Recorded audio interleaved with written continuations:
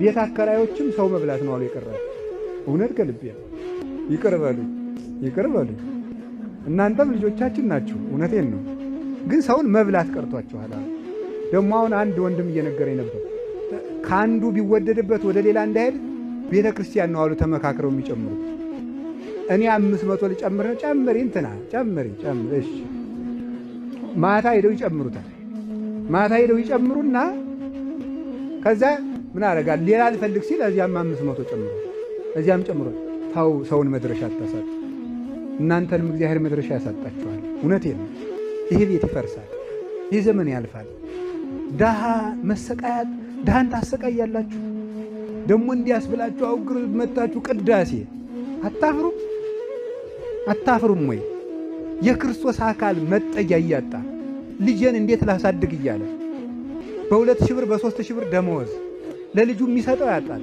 ልጁ እንደ ሀብታም ልጅ አልብሰኝ ይለዋል። እንደ ሀብታም ልጅ ከደህና ትምህርት ቤት አስተምረኝ ይለዋል።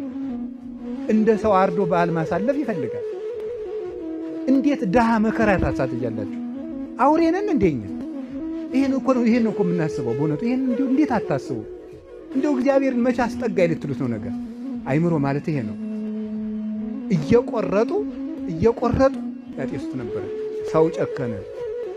ስለዚህ ቢቻል በሞት ይዣችኋለሁ፣ የቤት ኪራይ ቀንሱ አከራዮች፣ ከዛሬ ጀምሮ ማለት ነው።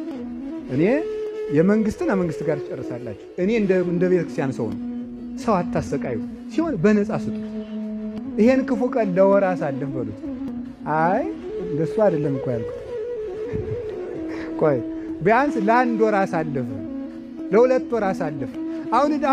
አሁን ሄዳችሁ በመከራው ሲመጣ ጌታዬ ልጆችን አደራ ጥይት እንዳይገልብኝ ትላላችሁ። ደግሞ ድሃውን እኔም ከጨመርክ ጨምር፣ ካልሆነ ሰኞ እንድትወጣ እያላችሁ ማለት እናንተ ሰውን መጠጊያ ተነሳላችሁ። ሰውን ደግሞ መታችሁ እግዚአብሔርን ደግሞ አስጠጋኝ።